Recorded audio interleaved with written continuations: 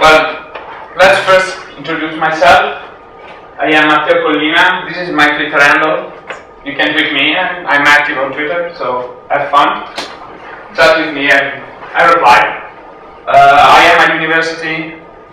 I work for the University of Bologna as a PhD student. I have a website with some information about me, don't care. It's really a user Slack, right?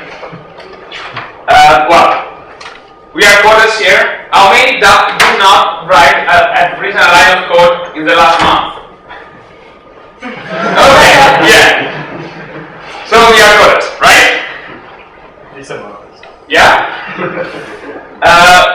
To some people, we are kind of superhero Jedi, we have superpowers, we can build new stuff. Well, to some point, yes. We can deliver new applications, new real stuff to people in a matter of a few clicks. This was not possible until a couple of years ago. And right now I can publish a new application on Android, on Google Play or whatever in a matter of seconds, minutes, and it can reach millions of people. We can actually change the world.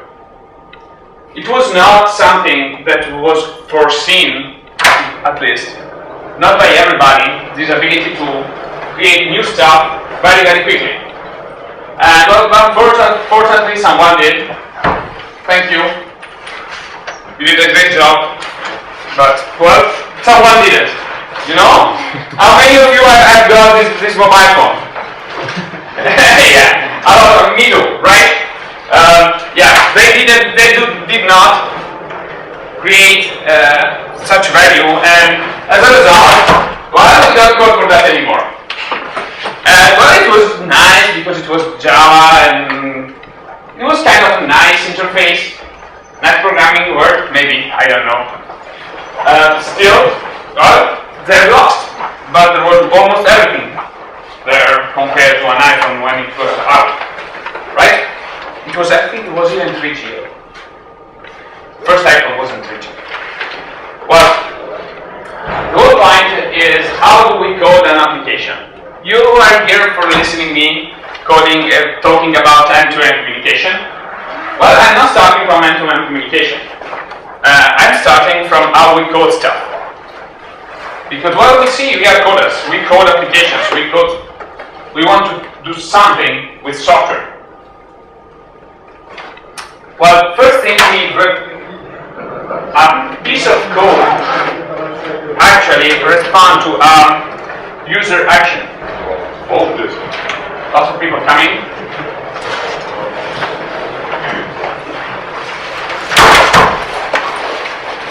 Just to recap, how many of the new people that entered here have not written a line of code in the last month? Okay, so we are all coders. And most of the stuff we code, even if you work on Eclipse, on the web, on mobile, you always code something in response to some kind of user action. The user clicks on a button, the user enters some stuff in a field, types something, I don't know. It's always the user which is in charge of what our software is doing.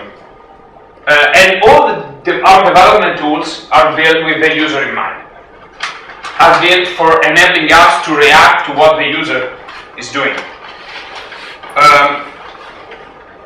The user typically, or tap, or click, or do whatever he wants.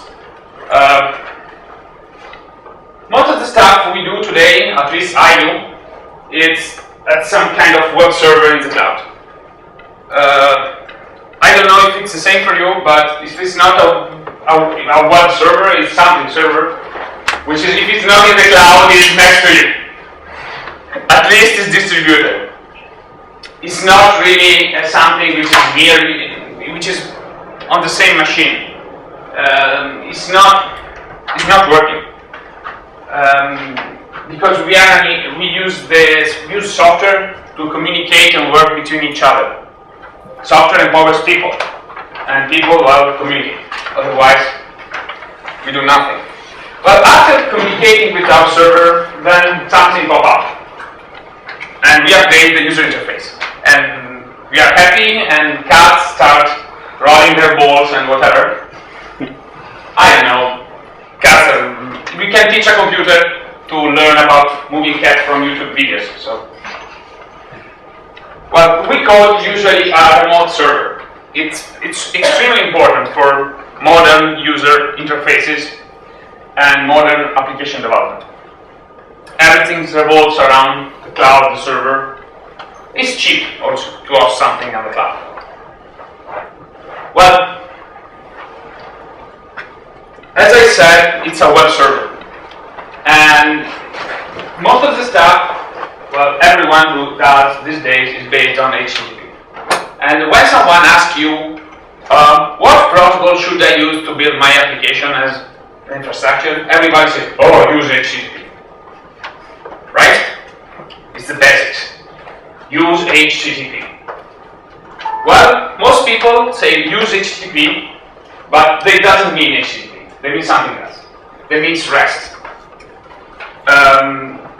Which is kind of a theoretical model of an application on HTTP is built. REST is an acronym that means Representational State Transfer, which was invented by this guy, Roy Fielding. It's a snapshot taken from his website, so I'm stealing his credits of his photo. I hope he doesn't shoot me for that, right? He has done some stuff, and in his PhD thesis, he introduced this concept. It's a nice concept, and it's actually the theoretical foundation of our modern web application hardware. If you talk to everyone, almost there's a lot of documentation being written. I'm not digging into it right now, but if you don't know what REST is, just think of it about HTTP and tell me, I don't know about REST, Matteo, so what should I study? And well, everything revolves a lot around this concept. Well, let's talk about M2M, right? We are here to be talking about M2M stuff. Things are different. Why things are different? Well, lots of reasons.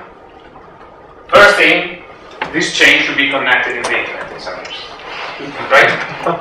This table, this chair, that plug, maybe the window. I hope the plug is not. Okay? Well, that's the point. Even my shirt might be connected to the internet, to some form of the internet in the future, right? It's our reason, because everyone who works in this field wants everything to be connected to the internet, right? We are trying to do that. It's hard, yes. We are doing it. Our real aim is not to connect a chair to the internet. It's to code the word. Because it can be our playground. Because we can manipulate code, push a change, and change the behavior of something in a matter of minutes. You can have 20 deploys a day in production, right? You can't have 20 deploys a day to a building. Okay? And we want to do that.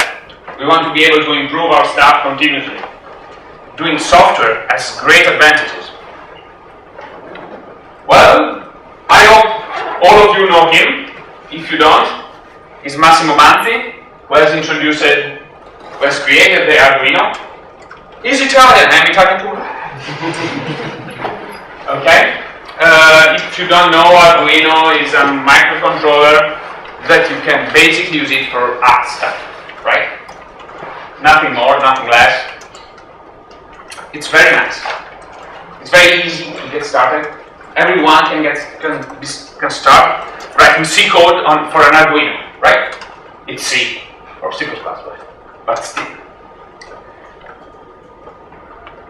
The internet is our pillar of need connectivity, and it's the basics, right? If you don't have connectivity, well, the Internet of Things are just things, and again you have a check. So we need it. It will be more ubiquitous, yes, in the following years. Yes, there will be IPv6. We can have plenty of IP addresses. That problem hopefully will be solved. It's still not solved, right? If you want to have a connection for some stuff, and there is no ADSL Wi-Fi you can attach to, and you want to use GSM, most of the time you pay by the bytes. So if you send 10 bytes, you pay for 10 bytes. And you don't pay for kilobytes or for megabytes, you pay by bytes. And it's not really cheap, right? Well, all of this to monitor the seating of this room. If you are sit there, how hot the chair is, I don't know. You can get some real data information? Yes. Well, we can measure people emotions looking at that. We can A/B test a talk. Look at politicians. We can A/B test. Everybody here knows what an A/B test is? Yes? No? Okay? I do a version of a speech, and you see a version of a web page. You know Google, the Google logo? They tested 36 versions of blue, serving it to different persons. Right? It was one of Marisa Mayer's known stuff. I don't know the number, but still. We can measure how people react to real life using sensors and improve our companies, our work, and our environment, based on real user feedbacks.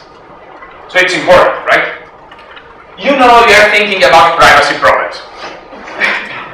Yes. Yes, we are doing that. But if you see we receive an event, we are still having the user driven, right? We are still having driven. Something happens, and no. We can have a pressure control. I sit down. Okay, something in my server triggers. Yes. So the word is event based. It's nice. Same stuff. I click, I sit. Is it the same? Don't know. Our control room is just a cloud. It's there, up there, and we want to control our cities, our stuff. It's not something we are used to work. It's not something that can run just on our computer. Because if we want to control a city, how many computers can be connected on that city level? Can we talk to each other, to all of them from our computer? Don't know. Have we handled a million concurrent connection on a single machine? Well, still we are not there. Right? We need lots of servers and what is commonly called the cloud. Yes, you can transform money into processing power. That is a cloud. Well, all this talking is for making the things talk to each other. If I sit down, I want a light to trigger. I want to change something in my environment. If I am somewhere, I need to change. I don't know. That talk. Yes. Yes, stuff needs to talk between each other. It's a core point. If we don't make the things talk between each other, well, what's the point? It's M2M communication, right? You are here because machine to machine. Because machines talk to each other. Things. Yes, we can use pigeons. Yes, some years ago we used pigeons to communicate between each other. We are humans and we use pigeons, right? someone taken a pigeon and makes a message there and send it.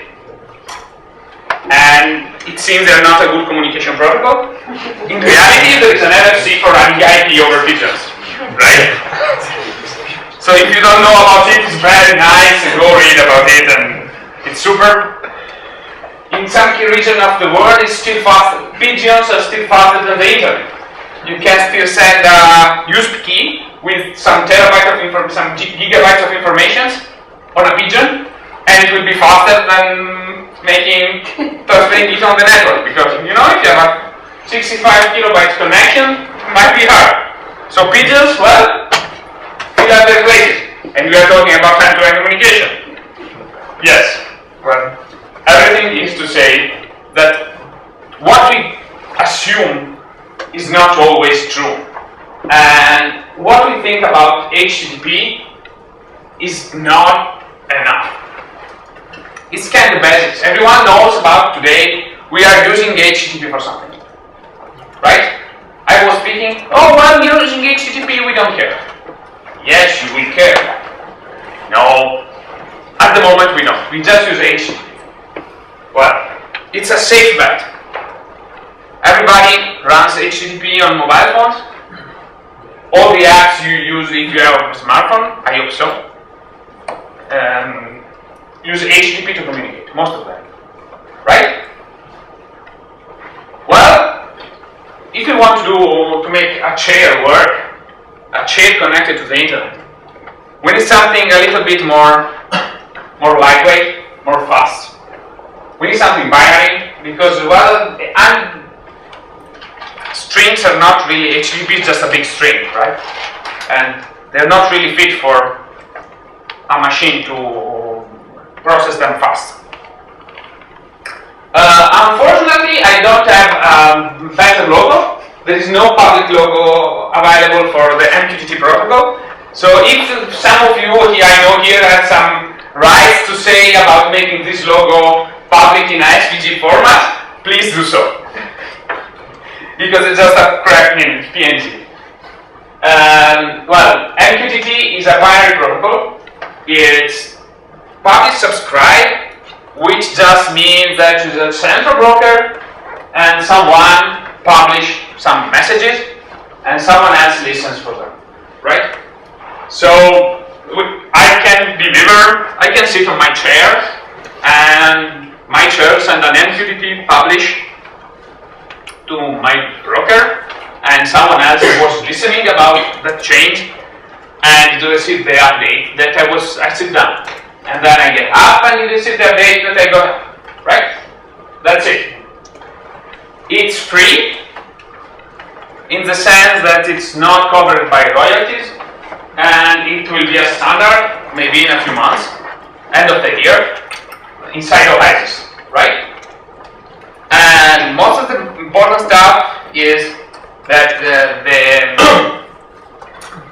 POW community inside Eclipse is maintaining all the core libraries for MQTT, and is taking over. Well, easy to use MQTT on an Arduino. I told you that I will use an Arduino as an example, so that's why I had the slide at Massimo. How many of you have an Arduino at home? Okay, yes.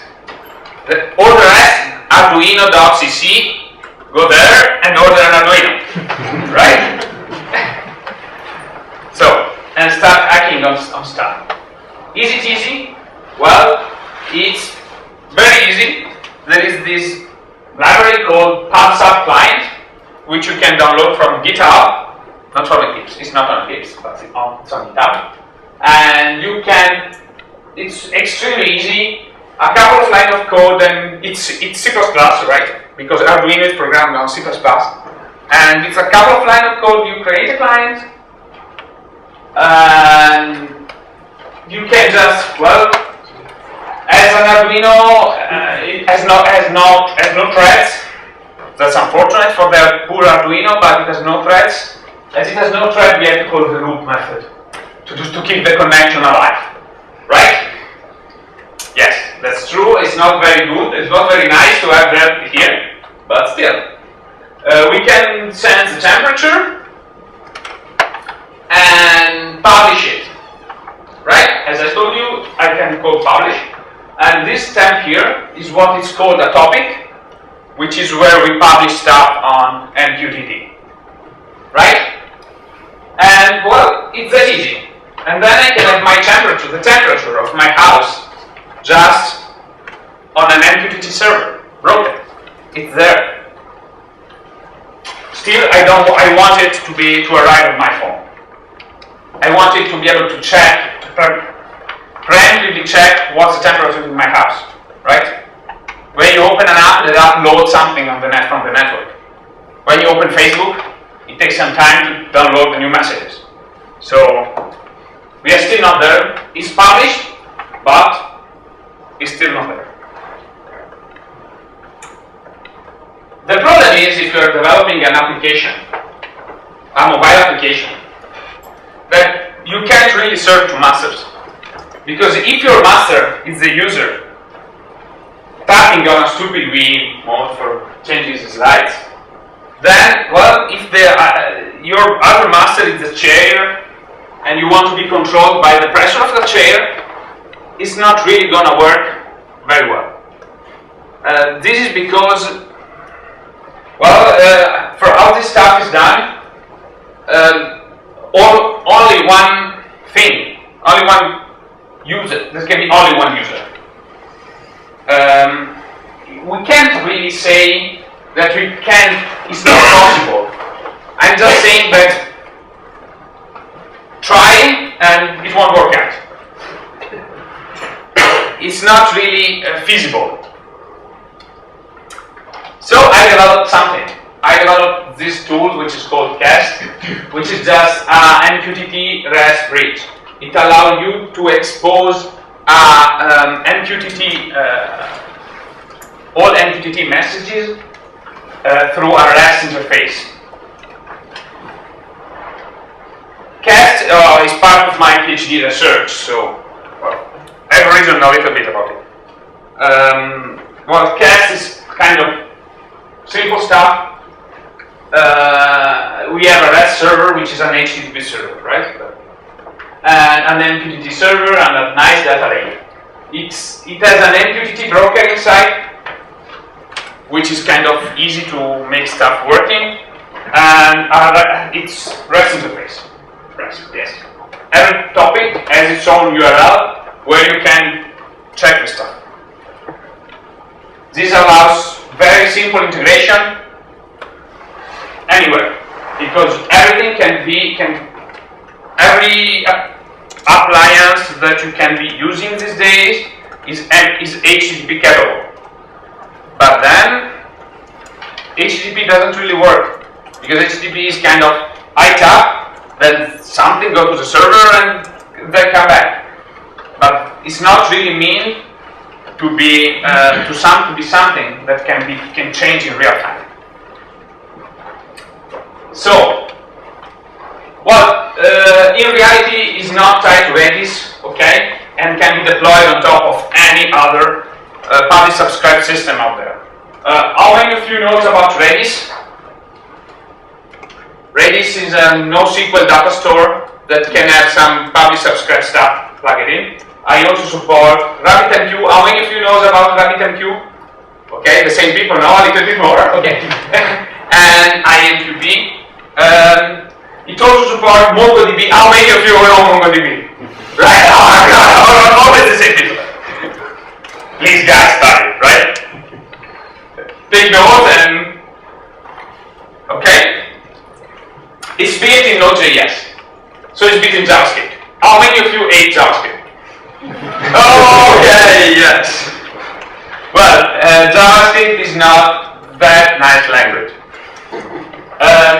I admit it, I write a lot of JavaScript code every day. However, JavaScript, Node.js has some cool advantages because it allows developers to write powerful code very easily. And the language itself has some quirks, But you are not targeting Internet Explorer, right?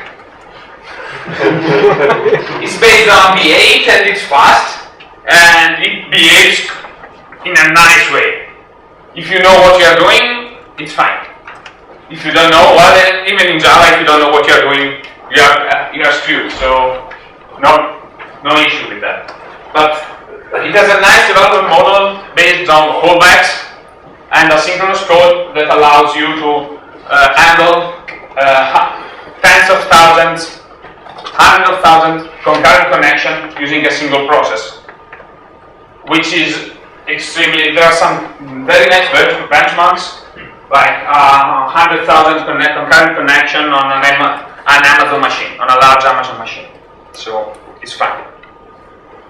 How that is built? Well, this is library ascoltatori, which is listeners in Italian, because well, let's put some made in Italy stuff around the world. Let's say I like Italian, and I can code. I can just eat food and eat pizza and make pizza, right? Yes.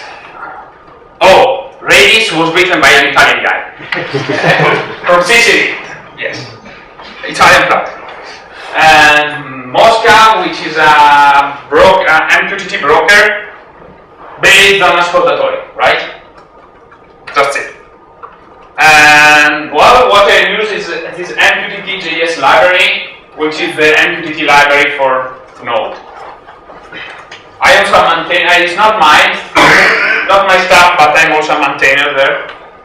We are doing lots of work there. Okay. Well, let's get back on track on our exposing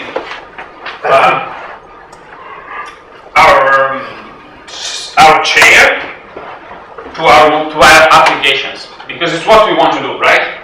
And the real fact is that we might want to use strings as a data, because well, with MQTT we have solved the problem of sending data when I sit on the chair. But what data should I share? What data should transit? How is formatted? What data format I use? So, how many of you use XML for exchanging data? Okay. How many of you use JSON? Okay. So JSON guy wins, right? JSON is a better data format. I'm sorry, XML guys. The fact is that both of JSON and XML are based on strings. It's based on UTF-8, right? It's the most common data format. Hopefully, not these strings, right? People are not moving around guitars. Yes. Is there something else? You know, strings are really easy for one stuff. Strings are easy because it's easy for debugging. It's the most. We write the XML and JSON data formats are written for readability. We can argue that XML is not that readable.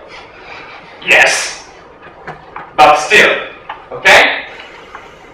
Is there something else we can use for our chair, where we send byte by the bit, we pay by the byte? Well, we can have lots of alternatives. We can use message path, Bison, protobuffer, which have been developed and published every day by a lot of different companies. And everyone said, oh well, I need a new binary data format. And what everybody is saying is, well, let's get a new one. Yes. I'm not saying we need one more standard here, right? Just to make an example for message path, we have this kind of JSON, right? Because we love JSON. The future is going towards JSON. I'm sorry, it's a nice guy.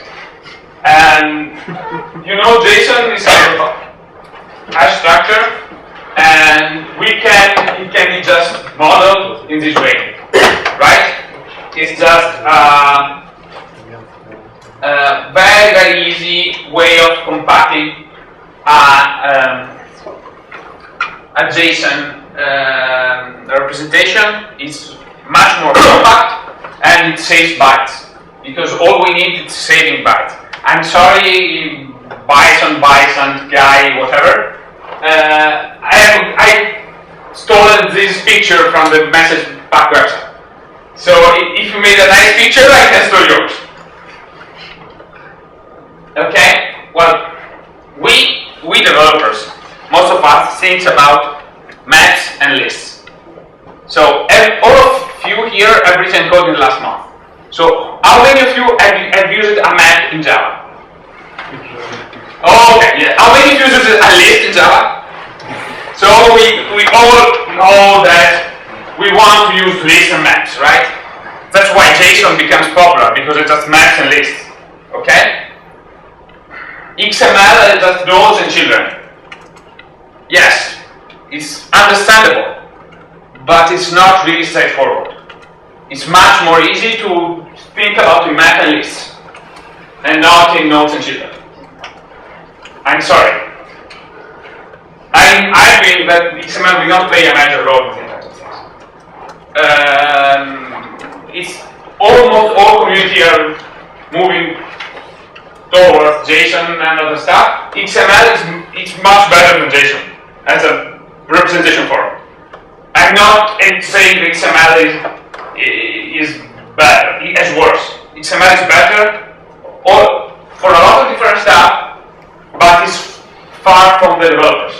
It's a very nice representation format. For example, it has totally won the format for ebooks and data representation on the web, right? For user formatting, XML, it's the way to go, right? All the major Word documents are XML based. Yes. So, but I don't think it has a place for the Internet of Things, because all the others are just using hash and maps and lists. Okay, so we are arriving. Well, that's mine. I'm sorry, guys. The real problem. Well, let's recap a little bit. We have solved how we communicate the stuff and what we exchange. There are lots of alternatives there. We don't need one more, just pick one. The end problem is the security of our devices. The security it's really important. It's privacy. It also means privacy. It means a lot of stuff, because you don't really want to be associated with the chair. I don't want to track your butt, okay? Sorry. You don't want it. Maybe I want to track it because I want to deliver something and make some money out of advertising about it. Yes. That's what Google will want to do with their Google Glass stuff, right? But, well, I don't.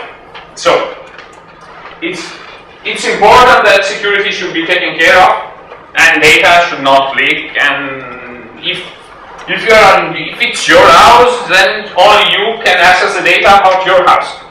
It should not be available to anybody else. It's extremely important, and we need to address it in a proper way.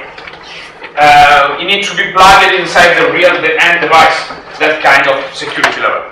It should not be something delayed in the cloud and so on. It should be something there. There should be some code in the chair to handle the privacy of the data. Otherwise, we have also a problem to make the communication secure, because while I can sniffer the stuff and get, Wi-Fi tracking. How many of you have hacked a Wi-Fi network with? Yes. Okay. At least one. Okay, 2. It was easy, right? We don't want that to happen for the Internet of Things, and in order to do that, well, there's some more work to be done by cryptographers and some people smarter than me, because it's extremely hard to make You know, all of you are used to type HTTPS, and the compiles light bulb, green bubble about Facebook being secure, right? So you don't want someone else sniffing your password at a Starbucks or at university or whatever. Yes, that's a problem. These kind of devices can't really run SSL, which is the basis of HTTPS. I'm sorry. So still there's some work to be done. And moreover, we want, well, I might want to tweak by sitting to my chair. Okay? Well, all of this to say that we need a bridge between the REST and the things work. It's very important. We need that bridge. And yes, it should handle multi-core communication protocol, data representations, and security and provisioning. We have seen why we need all this stuff. And moreover, we need them from an end user perspective. We don't care about our data, about our backend decision. Yes, you care, guys, we care, we are developing it. Yes, but we want to change the world, we want to code the world, we want to make this widespread. So it should be from an end user perspective. That's Steve Jobs reasoning with this stuff, right? Well, this is what I'm talking about here. I make this Eclipse project proposal. It's called Ponte. It means bridge in Italian. Yes, another Italian word. Yes. Please make some feedbacks here. You can find it on the Eclipse forum. Yes, it's nice. And my Insta contribution is kept. I decided to rename it to Ponte because it's much more Italian. Exactly. Well, it should Ponte will play well with the other guys in Eclipse in the M2M space. First of all, Pao, which is the MQTT drivers, and Koneki and Mihi that we are playing this together. I don't know how we will make them work together, but that's one of the requirements, right? So we will make it work. Yes. We have the polyglot guy and some people writing Lua code, so we can also write some JavaScript. Yeah, right? So that's a demo time. Let's hope it works, because I have a flaky connection at home. So there was a scary mail yesterday here, at the beginning of this week saying, we don't know about the internet connection, so don't make any plans, and makes everything works disconnected, right? So everything is at home, and I hope the webcam works.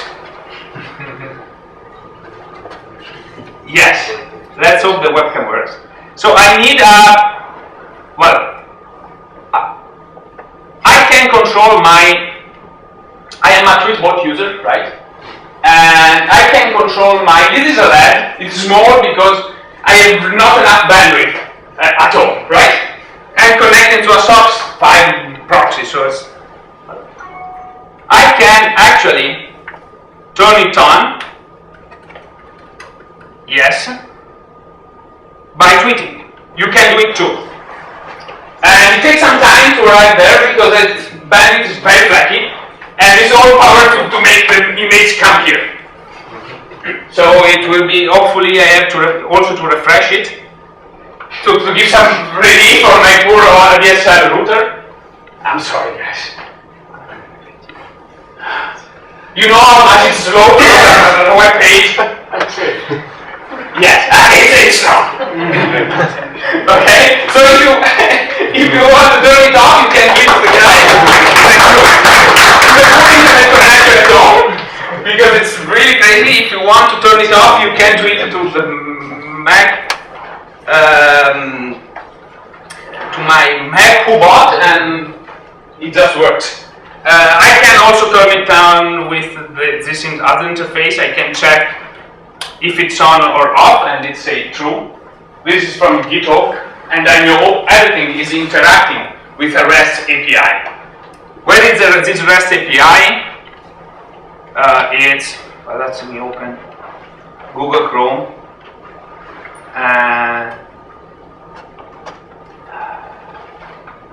Well, this is not through the proxy, so this is it. This is my JSON. Okay, and well, it's false. Why it's false? it's delivered to something else. This is my house temperature, for example, and it's published every second. It's hot in Italy. If you override it, yes, and it gets you back to temperature because it's published every second. You can attach whatever you wanted. You get these nice URLs here, and yes, that's it. It's almost finished my presentation. I'm a little bit over time. I can get more demo. Last thing I want to say is that I am kind of a Rubyist. I don't know how many of you know about Ruby on Rails. Yes, a few of them know about Ruby on Rails. It's a cool web development platform which is extremely easy to use. And in the beginning, it was become very popular because they made this 10 build a blog in 10 minutes. And they made a video doing that, a tutorial, and the people were doing their own blog in 10 minutes. And everyone got crazy about this video. And, well, in order to make a prototype for an M2M stuff, it took us 2 hours, almost, this morning with the Mihini guys. The development experience was not super easy, right?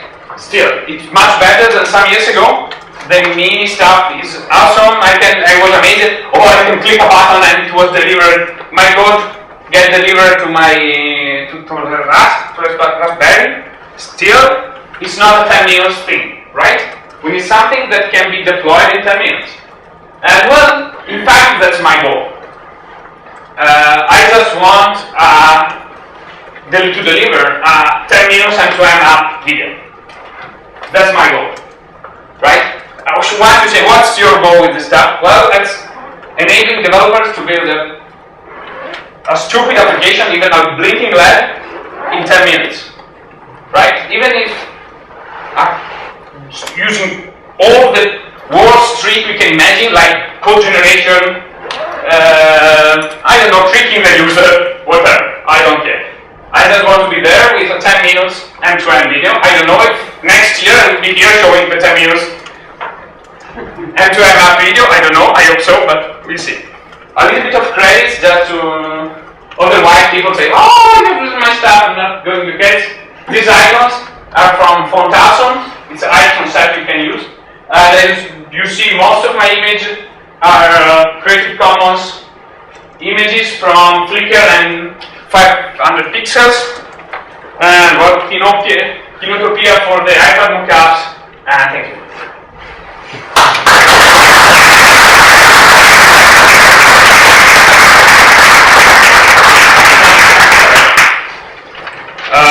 Yes. Questions? No questions? You are there? Okay. Don't forget to turn off the light. Yeah. Oh, I needed someone to volunteer for clothing it. See if I can turn it off. Yeah, exactly. I tried to. Yeah, you did. Hey, you did. You can try turning it on again. When you get back to Italy, if the light goes on and off. Exactly. I'm bored one night. Okay.